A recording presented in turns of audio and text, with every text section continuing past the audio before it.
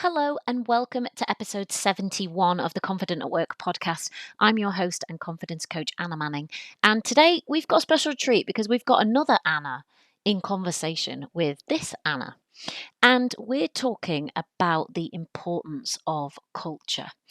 And when I say culture, you probably think of what most people think of workplace culture. So the kind of environment that we work in, the way things are done, and that might include things like the organization's values, the norms within your organization, the systems. It might be the language, it might be the assumptions, the beliefs, the habits. It might be the way people speak to one another. It might be what happens when something goes wrong. So, outside of those prescribed policies and procedures, the culture lives, and everybody who works within an organization lives within that culture. And the reason why I think that culture is really interesting and the reason I want to talk to you about it is because it has a big impact on people's confidence. So, most of you would say, I would like to work in a place that has a good culture because if I don't, it wouldn't be great. And I'm with you on that one. But the thing that I want to also explore with you, and I explore with Anna today, is the fact that we all have our own internal culture working on the inside. So, you might have heard me talk before about how we have an internal boss. We have like a manager in our mind, and that manager might be self critical. It might doubt your ability. It might set completely unrealistic standards. It might constantly give you negative feedback. And all of that creates a kind of internal culture which you then work within. And when I'm doing confidence work with clients, one of the very first things I do when I speak to them is I try and suss out, I try and see what their internal culture is like. Because I know that when our internal culture is really bad, our confidence is going to be low. And if I'm going to help somebody to grow their confidence, I have to help them change their internal culture. So enjoy the episode, and as we're talking, listen out for how your internal culture could be impacting your confidence. Welcome to the podcast, Anna Collins. Thank you, Anna. Could you start by telling everyone a little bit about who you are and what you do? Yes, my name's Anna. I'm a director of nursing in the NHS, and I look after teams in a division within a hospital. Cool. And what's that like?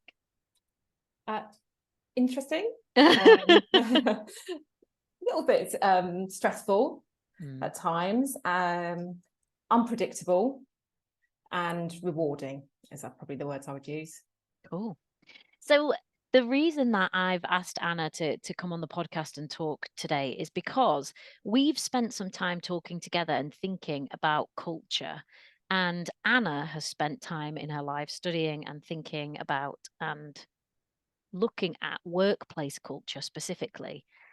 And could you tell people, Anna, what your experiences of workplace culture and why that's interesting to you? Yeah, I sort of fell into the workplace culture. I didn't really know about it at all, really, until somebody suggested that I went on a particular course, or it was a fellowship through the Foundations of Nursing Studies. And that was introduced to me then. And I was working in an organisation, not the organisation I'm working in now, where I had a team, a well-established team that had been there for a long time. And they were having some challenges within this team.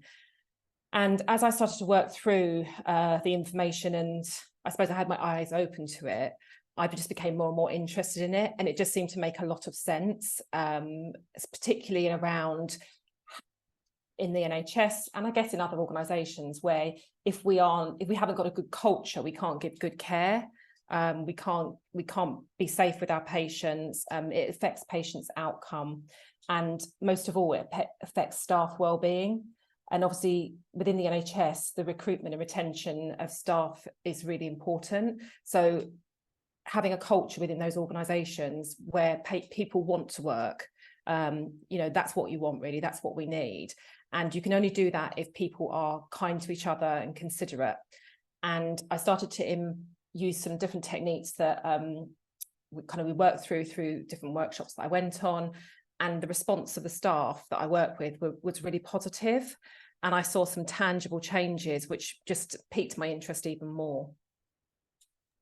That sounds interesting. And when you talk about the patient care being impacted by culture and Yeah, staff well-being, I think that's pretty well documented, isn't it, within the literature yeah, and within the research. And I know it's something that people think about in healthcare and something that people talk about.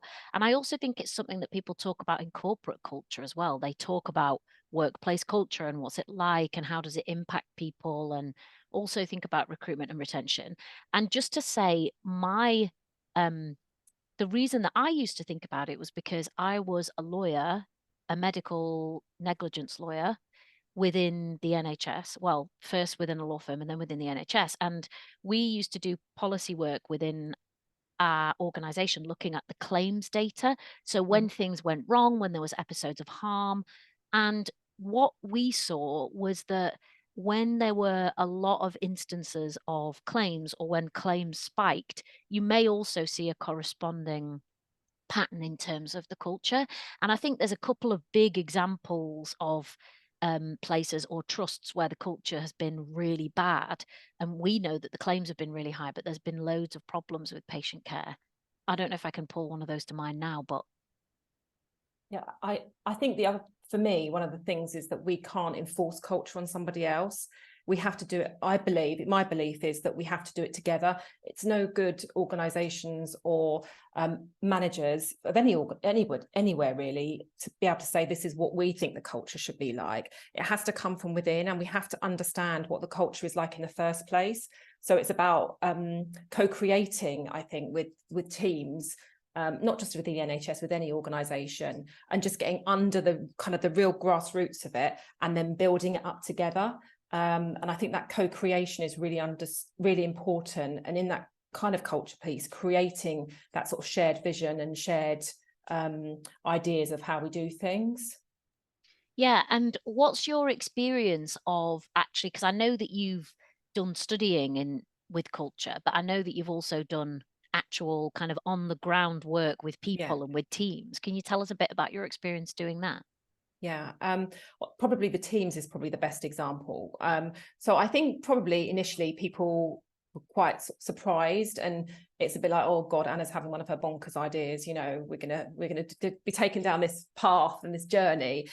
And I guess people are a little bit resistant initially to trying something different, myself included. I remember going to the first kind of educational session on it, and I remember the facilitator just basically giving us, it sounds actually ridiculous now when I think about it, she told us to make our own name badges, and I was like, definitely not for me. That was definitely not for me. But actually there was something about that joining in together. It's not actually what you do, I think it's the togetherness and creating that bond between the teams. So for me, when I first did it within this particular team, I explained to them what I wanted to try and do. And how we started it was that I did what I called as a culture tree. So I just asked a really basic question of what's it like to work here? And I did it in a very visual way, and created a kind of quite an attractive looking tree with post-it notes on the wall. And essentially the staff knew that there was a big box of sweets and big box of post-it notes and all different shapes, and it just made the tree look like it had flowers on it. So they quite enjoyed it visually, and then they put in what they thought it was like to work here, sometimes just words, sometimes it was like good teamwork, collaboration, or disorganized. It could be anything. And then what we did after that is we gave that a few weeks, and then we came together and we themed all that information, and we got the team to be able to theme how they work together. Obviously that was kind of a bonding moment, and then they decided what was important within those themes, and what they could work on and what they couldn't work on, what was within their gift and what was outside of their sphere of influence, if you like. And that also created bond. But whilst we were doing that, alongside that work, I was doing stuff alongside it behind the scenes, where we were doing things like taking patients' stories, using kind of emotional touch points, and we invested time in the team. We took them for an away day and got them to know each other better. And I think building that collaboration between them and that sort of shared understanding that actually we're all moving in the same direction really helped as well. And also during that time, I made a real effort to help make them feel value each other. We worked out sort of what was acceptable, I guess, in the way we treat each other as well, and what was unacceptable. You know, the obvious. I mean, not that there was raised voices, but that would be an obvious thing.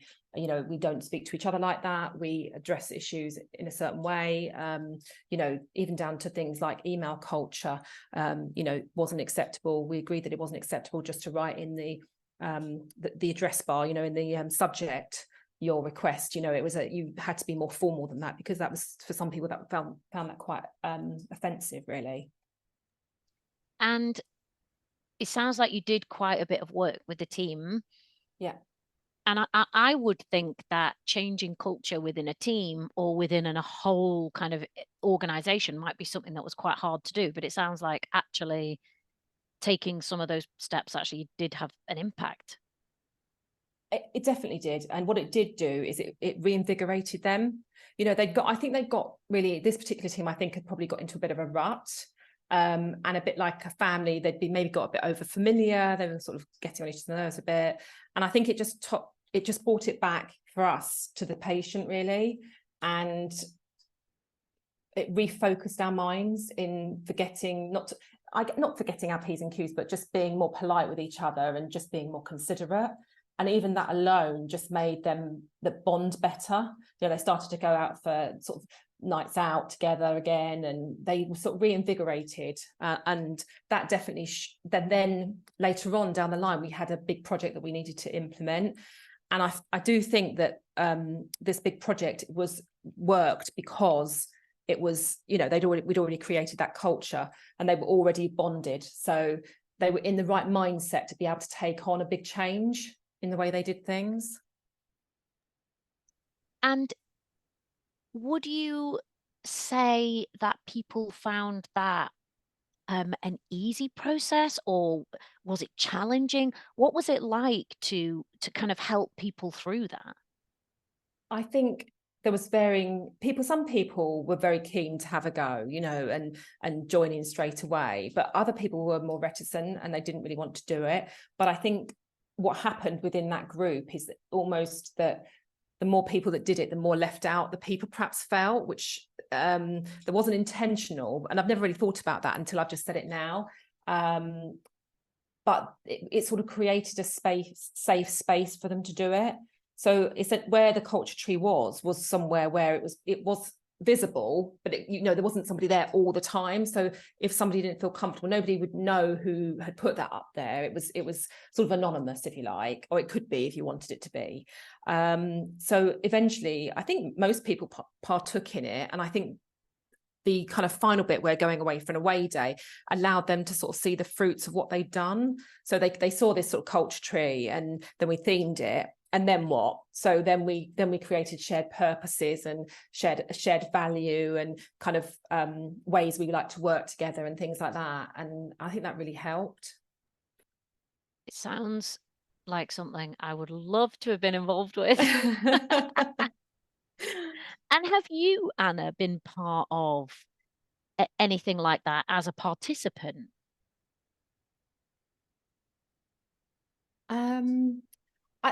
Not quite like that.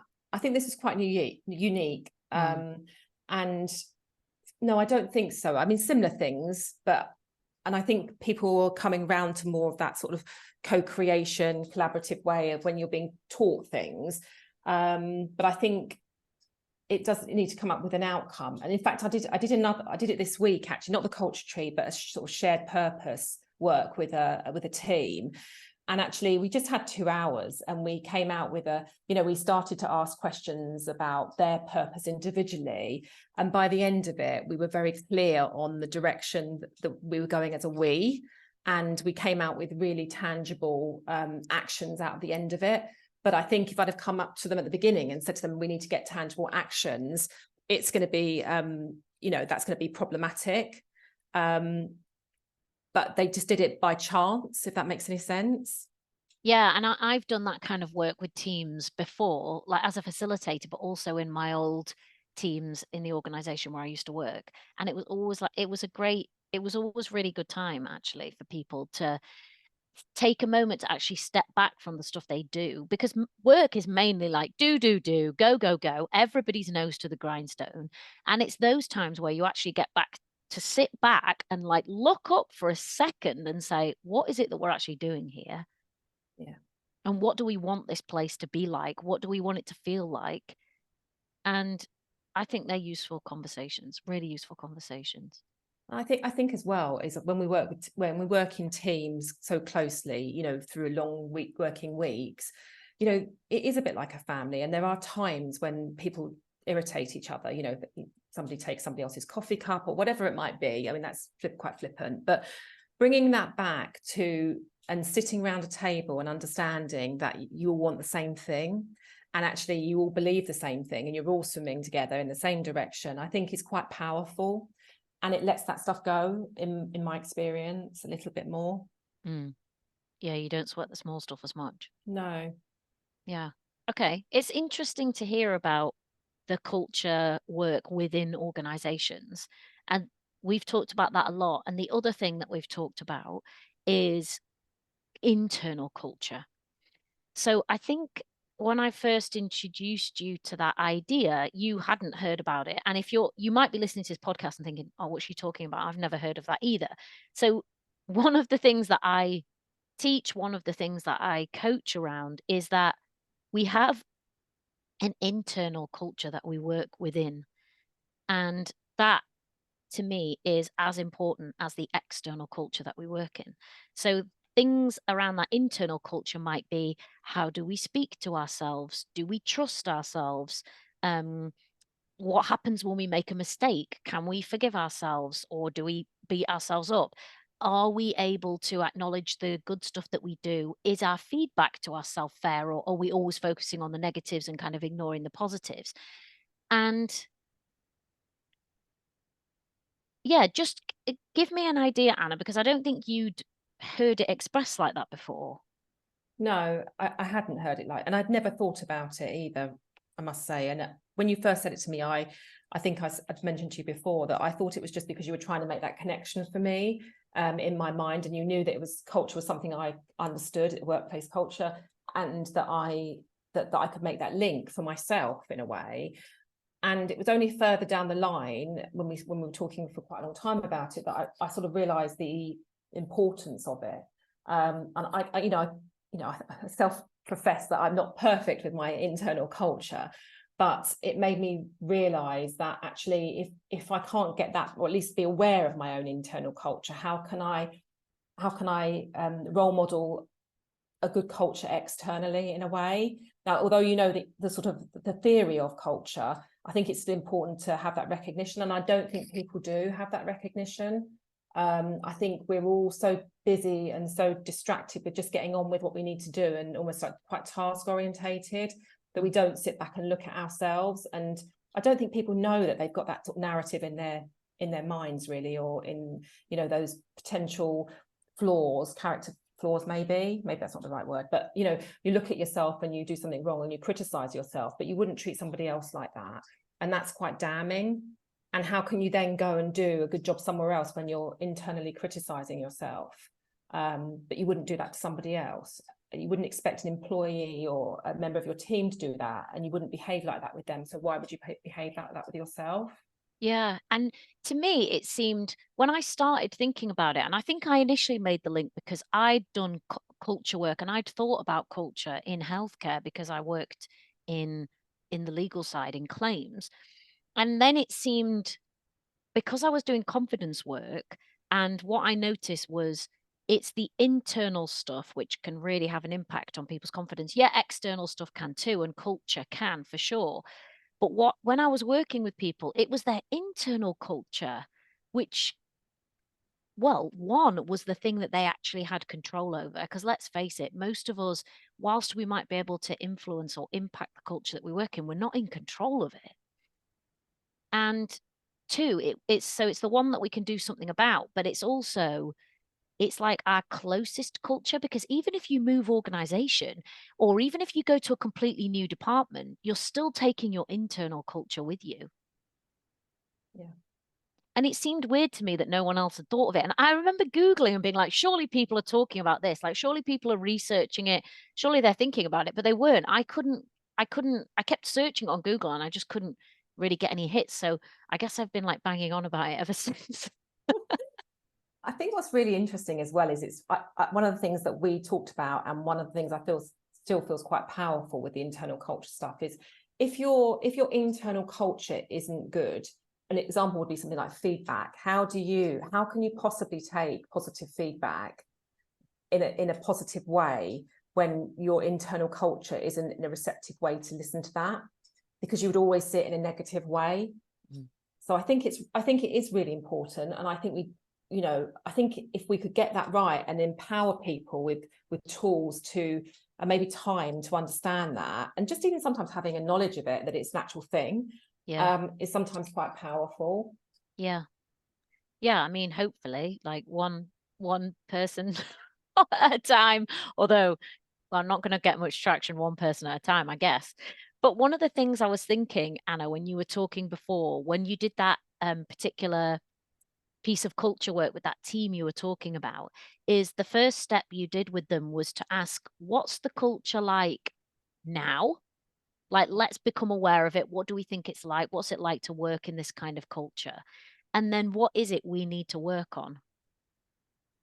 And I think the first part of internal culture work is exactly the same. It's what's it actually like now?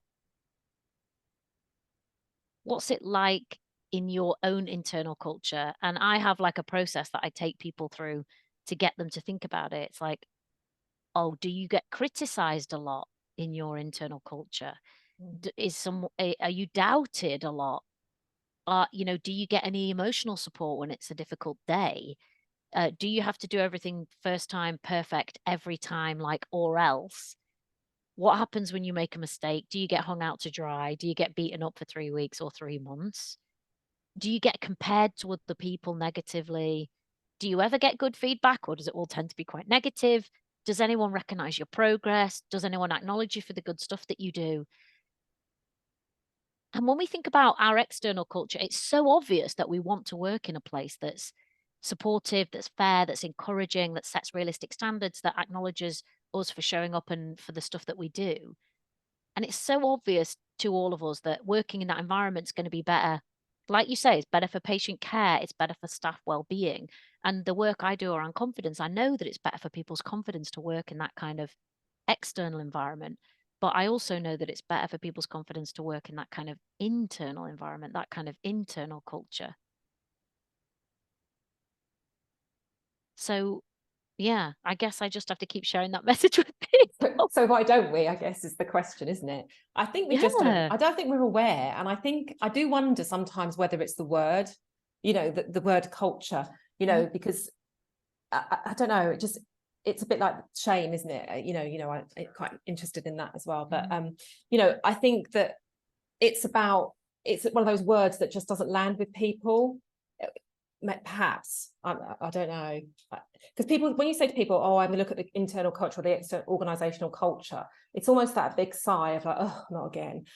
So for the organizational culture, we kind of gone on about it for quite a long time, really. I think there's a lot of literature on it, there's a lot written about it, but yet we still haven't got it quite right. And is that because we haven't looked at ourselves first? So I remember when we were talking about it, you made me flip it and said, as a manager or as a leader, how would you behave? And no, you'd never do that, but so why do you do that to yourself? And I think that's really important. um so I don't know, it's a difficult one. Yeah, and I think when you're working with someone and thinking about their internal culture, the other way that I often frame it is, how do you want to be managed? So Mm. if you have a boss or a manager, how do you want them to treat you to get the best from you? How do they need to work with you? And it's so easy for someone to tell you, oh, yeah, I need this. I need encouragement. I need somebody who's supportive. I need someone who'll be straight with me, but, fair. We instinctively know what kind of culture we want to work in. We instinctively know what kind of boss we would want or we would need. But I think you're right that most people have just never thought about it in terms of themselves. And that's why that first bit of the work you talked about was noticing on that culture tree, what's the culture like right now? That can be that can be a hard step when I do it with an individual or with a group, because suddenly they're looking at this thing and thinking, well, mine's actually pretty bad. Mm. I do wonder whether it's like an ecosystem. We talk about looking at ourselves more holistically, eating well, exercising. We don't really talk about that inner bit, the culture bit. So how can we be well balanced and have lower stress levels and all that kind of stuff if there's that toxic internal culture? You probably the answer is that you can't. Yeah. Yeah, and there's that big bit that we're missing. And actually, I do wonder whether in healthcare, that bit, the bit about how am I doing inside has actually been missed historically.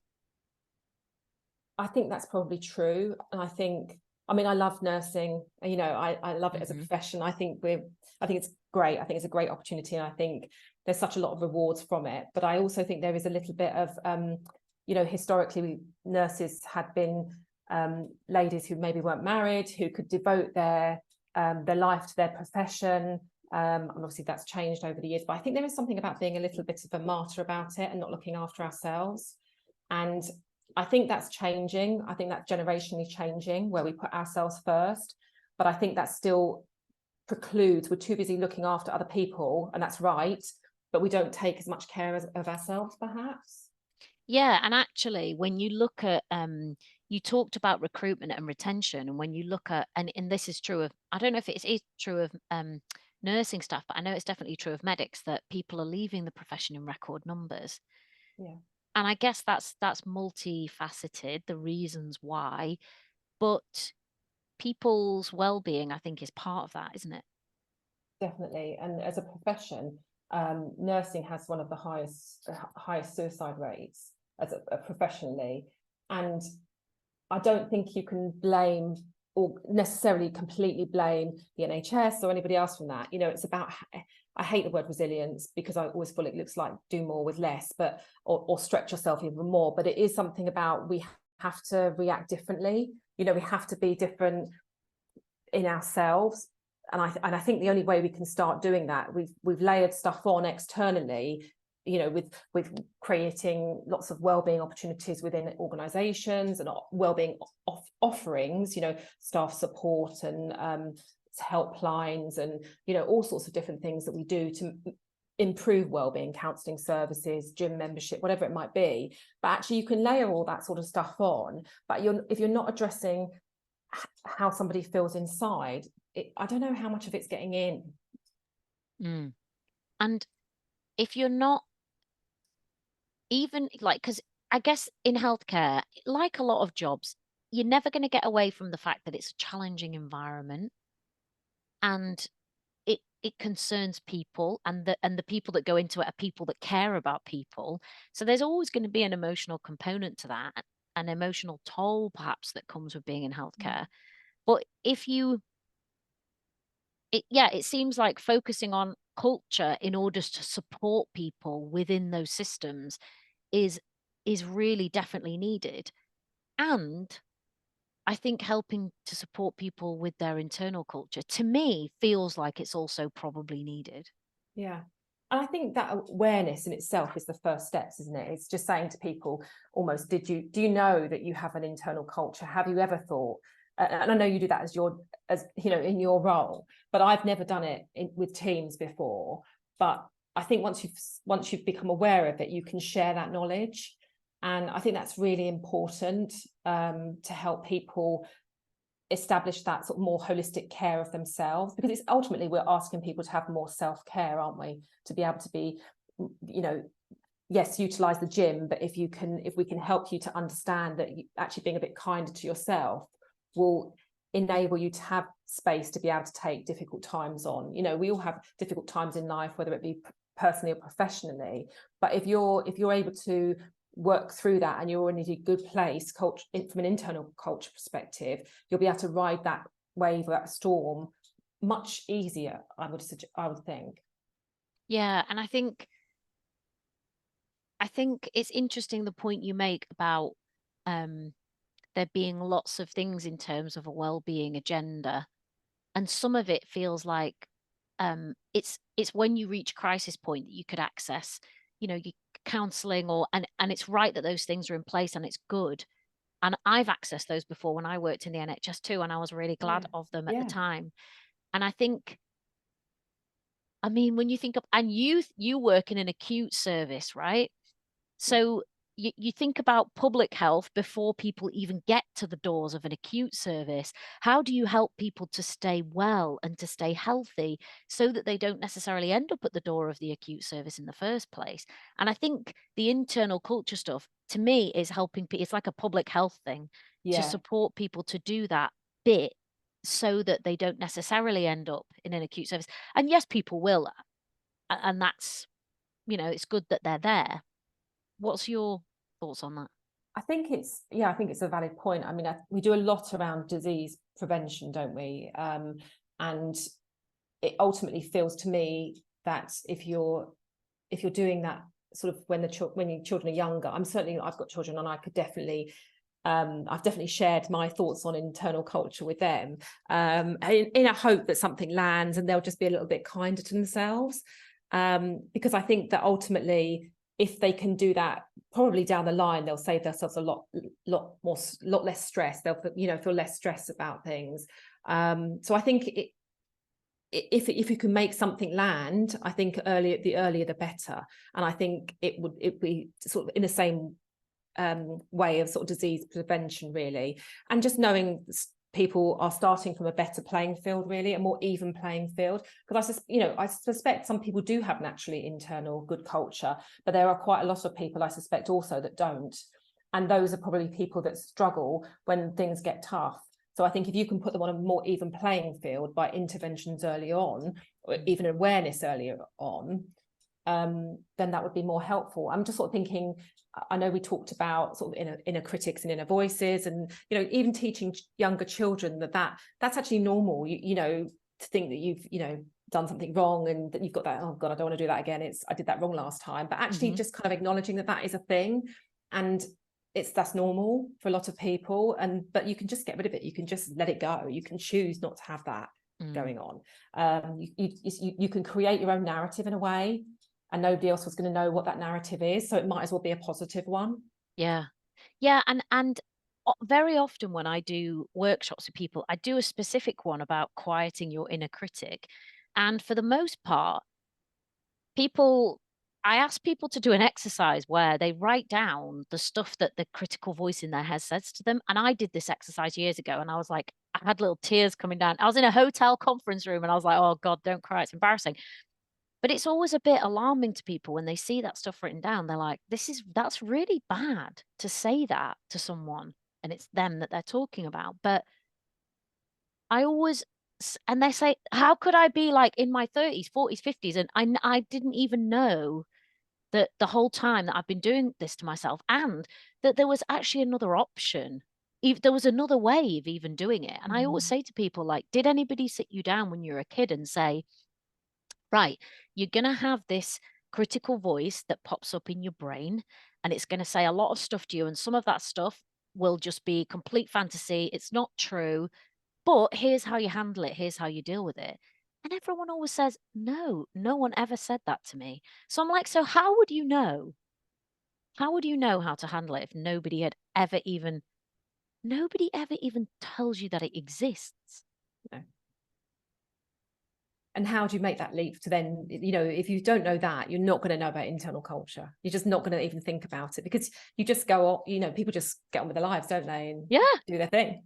Yeah. Like for me, it was just normal that I had this like tyrannical, mine was like tyrannical maniac, like a harsh, just dreadful. But to me, that was just normal. And I never thought to I never thought to question it. I didn't think maybe it's wrong that I'm being spoken to this way. I didn't, there was no one to defend me. I was just wide open. And that's the experience of a lot of the people that I talk to. And when we think about culture at work, if somebody was saying, if the general culture at my workplace was for people to say the stuff that my inner critic said to me every day, that would be the most toxic culture you could ever have imagined. You probably have a lot of people up for bullying. You definitely Being accused would. of bullying, you really, wouldn't you? There'd be grievances left, right, and center. People would be leaving. There'd be lots of tears. They would, and people's confidence would be in tatters. Yeah. And then how can you do your job as efficiently as you would? How can you live your life as efficiently and joyously? I mean, it's the antidote to joy, really, isn't it? Yeah, That sort of poor internal culture. yeah, yeah. So I guess, well, I just keep telling one person at a time. I'll tell a few people too, Anna. Yeah, you tell them, Anna. And actually, that is one of the things I wanted to ask you about, because a lot of this stuff, like whether it's internal criticism or whether it's doubting ourselves or giving ourselves a really hard time when we make a mistake, or always focusing on our negatives and never looking at the positives, that's all internal culture stuff. But in your experience, how often do people talk about that stuff at work? Never. And actually, I think it's a bit like one of those sort of secrets, really, that you don't really confess. It's almost like shameful to confess that you've got this little voice telling you that you're rubbish at everything and that you sounded really stupid in that meeting. Nobody's going to say that to you, but your inner critic is saying that to you, if you like. So nobody talks about it because they don't want to admit that they feel silly. And actually, it's just embarrassment, really, isn't it? It's just fear and embarrassment. So Which is like the ultimate. It's that, like, that's like the voice in your head's done the ultimate number on you, hasn't it? It's yeah. like, I'm going to speak to you like this and you're not going to tell anyone because you're going to be too embarrassed because you think it's just you. But it's not just you, it's everyone. Yeah, because you're worried that other people are going to look at you if you're completely crazy. Oh, by the Yeah. way, I've just had this person telling me how rubbish I am at everything I do, literally. And Yeah. then, but I can't. And then they look at you as if you're mad. And then, like you say, it's double whammy then, and because then you feel really isolated, and then you feel even more stupid than you did before you said anything. So Yeah. you don't say anything. Yeah. It's a bit like sort of hanging your dirty washing out. Yeah. So our internal culture is like if we even notice it, which we probably don't, even if we notice it, we are supposed to, quote unquote, keep it a secret. I mean, that feels like that's right for me anyway. I don't know about everybody else feels like that, but I've never heard anybody mention it, either because they don't know or they're too embarrassed to, or they sort of, maybe sometimes very occasionally you might get somebody saying they've got, they're sort of, what's they call when you, Is imposter it when, syndrome, oh imposter yeah, syndrome, people do talk about that a bit now. and they sort of kind of, they sort of talk around it. Mm. But I think calling it out and saying, actually, what you're talking about is this, this thing, your poor internal culture. I mean, probably they'd be shocked if you said that to them. Mm-hmm. But I think there's a lot of talking around it, maybe, or Mm-hmm. more talking about it than there used to be. And maybe that starts with something like sort of the imposter syndrome thing, perhaps. Yeah, it does seem that there's more talk about that, and it seems more normal to discuss it. Actually, I had someone tell me recently that they had to fill out an application for a promotion within their organization. And one of the things that they were asked to talk about was, what's something that you've struggled with in your career? And they said that they felt, a lot of self-doubt. They felt like an imposter sometimes in their role. They were already quite senior. And they were told, oh, I think you should take that out. It doesn't look good. And I Yeah, just thought, yeah, okay. Like the person because who's telling you that probably has experienced it as well. I mean, in my experience, everybody literally feels like that. Even really senior people is, as you sort of become more experienced, you realize that everybody else feels exactly the same. That's not a new thing, I don't think, that kind of self-doubt. But I don't think we're comfortable yet with wearing that like a badge. I just feel like that's, I think, like we're saying, it's quite a secret. It feels like quite a secret thing. Yeah. And I think I think it's one of those things that we probably need to rip the Band-Aid off and it stop being a secret, because then it depowers it, doesn't it? If everybody's saying, yeah, I've got this inner critic and it's really vile to me all the time, and they're like, yeah, me too, it just gives it no value. That's right. So You're maybe we right. just need to rip it off. Yeah, I think we probably do, because you're right about it depowering it. So when it's all happening, but it's all inside and you can't tell anyone, it's like got the ultimate grip on you. But when you can say it to someone else and they're like, "Oh God, yeah, that happens to me as well." It's like, "Oh, well, it's not just me then," and I can say it out loud, and it's actually okay. It's not shameful anymore, is it? It's not shameful, because if you think about it, maybe 5 years ago, you'd never say to somebody, I don't think you'd say to somebody anyway, oh, I've got imposter syndrome. I never think I can do the job. I'm just winging it, or whatever it might be, however people Yeah. feel in that, for them, in that environment. You'd never say it out loud. And now people are like, oh yeah, I've got imposter syndrome, Yeah. and it's like you and everybody else, so maybe we just need to be just literally be more honest about it. Yeah. Yeah. That does seem like a good idea. I think one of the things that I used to ask my team that did get a bit of talk around it was, if they appeared to be struggling with something, I would say to them, "What's your brain saying about this?" And they would just answer. They'd say, "Oh, I'm saying I can't do it," or, "Oh, I'm going to make a mess of it." And it was really interesting, because almost before they thought about it, they just answered the question, because we like to answer a question when we get asked, right? And I found that quite a non-threatening, easy way of opening the conversation with someone. I think I might try that, Hmm. because that's interesting what your brain says about that. Yeah. I don't know, what does my brain say about that? Can I It's say telling me that that I'm out an loud? idiot. It's telling me that I'm an idiot. Oh, is it? Okay. Sounds a bit unreasonable. Yeah, It's I been... always go on. Sorry, go on. I was just gonna say, I always say to people, like, when they come to me, they've got all this stuff going on, but they've probably not talked to anyone about it before. So I might be the first person that they've actually spoken to, or they've said, "Oh yeah, this is the extent of it. Actually, I do have some self-doubt about my role, even though I'm really good at it. I do get a lot of internal criticism. I worry about making mistakes, all of that." And that, even just in itself, to say it can be quite cathartic, I think. Yeah, no, definitely. I think that's true. And it'd be interesting to see whether what people are like on the outside. I don't think that there is a link between how we behave, and I'd like them to think not. If you say that your internal culture or my internal culture isn't very good, or could be better, could improve, Mm. I don't think there's a natural link between that and what we wear on the outside. Mm. I think we behaved, different inside to outside. So Yeah. it'd be really interesting to look at that connection in Yeah. because there's like a disconnect there. So the person might be quite unpleasant to themselves, but could be the nicest leader, manager, person in a team or whatever. But that's like a disconnect. Mm. Yeah, you're right, actually. And my experience, it may be just because the people that I work with, but I work with the people who are really nice and who wouldn't dream of speaking to a member of their team the way they speak to themselves. They just wouldn't dream of. They would never do it. No.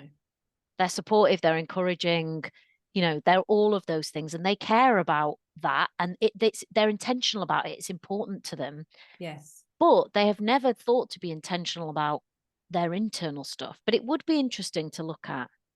And I think even more interesting, I think this area is like ripe for research, actually. What is someone's resilience like? What is someone's well-being like when they've got this internal culture stuff happening? Because I can see anecdotally and from the data that I look at when I work with people, that it definitely decreases people's confidence when their internal culture is bad. Like, I can see that pretty clearly. But yeah, it would be really interesting to see the studies on it, and I'm sure they'll come in the future. Especially the other way around. If somebody's got a really good internal culture, what Mm. are they like externally? Mm. Are they as good internally, or are they more sort of finger wagging, critical, or do they? It'd be interesting to see if there's any Yeah. direct flip of Yeah. internal and external culture. Yeah, it would be really interesting to see. So any researchers that are listening to this podcast, come and talk to me and Anna. What else did I want to ask you before we wrap up? There was definitely something. Oh, yeah. So you have a lot of people who work for you in your division and within your teams. Yeah. Now you know about this stuff and now you feel you're kind of fairly well versed in thinking about internal culture. Is it something that you would open up a conversation with someone else about? Definitely, most definitely. I think it's a work in progress internally, for most people themselves. And Yeah. think if you've had a less than perfect, or maybe not the internal culture that you want to have, that's something you have to kind of consciously be aware of, I think, and keep working on.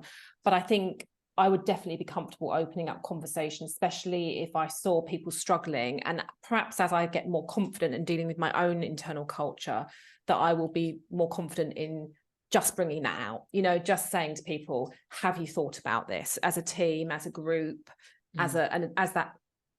and use that as part of something that I do more regularly. But I think it starts with feeling like becoming more confident in dealing with it within yourself first.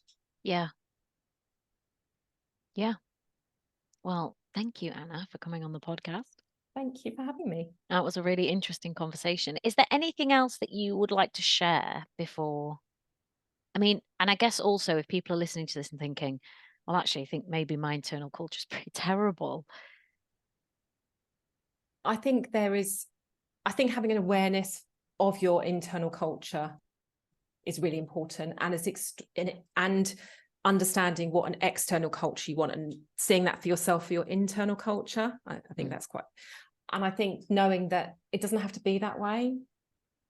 It's probably a work in progress, but it doesn't have to be that way. You can be kinder to yourself and you can choose to be different, and it's not out of your reach.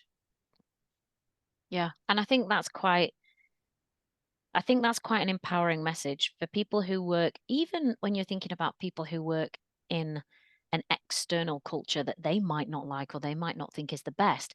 There is a culture that they do have some agency over and they do have some control over, and that they can change if they're intentional and they want to. And I've seen so many people do it now that I know that it's possible. Yeah. Well, thank you for joining us on the podcast, Anna. Thank you, Anna.